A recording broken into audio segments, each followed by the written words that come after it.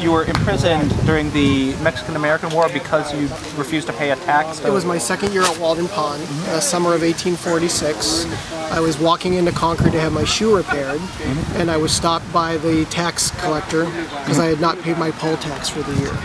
And I said that I was not paying my poll tax because I was protesting the war in Mexico as well as slavery.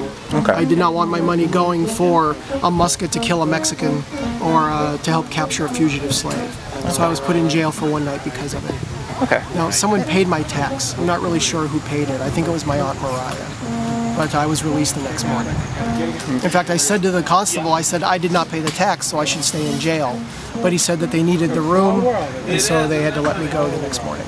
Did you consider it an unjust war? Well, those of us that are abolitionists considered it a war to gain territory from Mexico in order to extend slavery into those territories. That was the idea. That was President Polk's idea. So we considered it a war for slavery more than anything else. All right.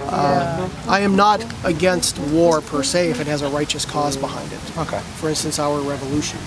But a war for land or a war to extend slavery into territories is not a war that I can support.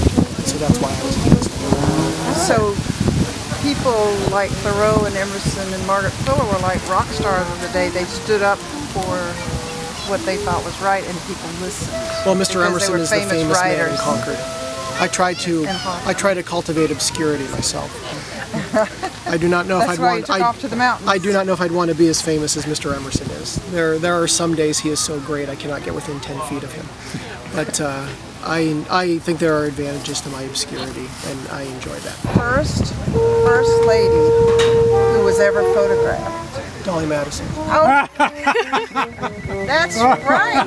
She actually lived. I'm not just a pretty face, man. I'm a historian too. Yes, good for you. My occupation and my career is portraying Henry David Thoreau. I've been doing this for almost 14 years, since 1999. And not only do I work at Walden Pond, but I also get to travel a good deal, as Mr. Thoreau would say, to places in Massachusetts like Townsend and other places that he visited like Cape Cod. I'm going to Minnesota next month for the second time to do a program out there. And I even get to go to places that Mr. Thoreau never visited like Houston and Atlanta and Kansas City, which are all places that I went to this spring.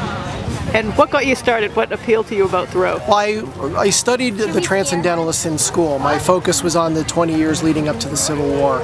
And so I became a big fan of Emerson and Thoreau and Margaret Fuller and the other writers. But Thoreau was my favorite. And when I moved to Concord in '99, there was nobody doing this. And I thought it would be a good opportunity to put together a living history impression to portray him.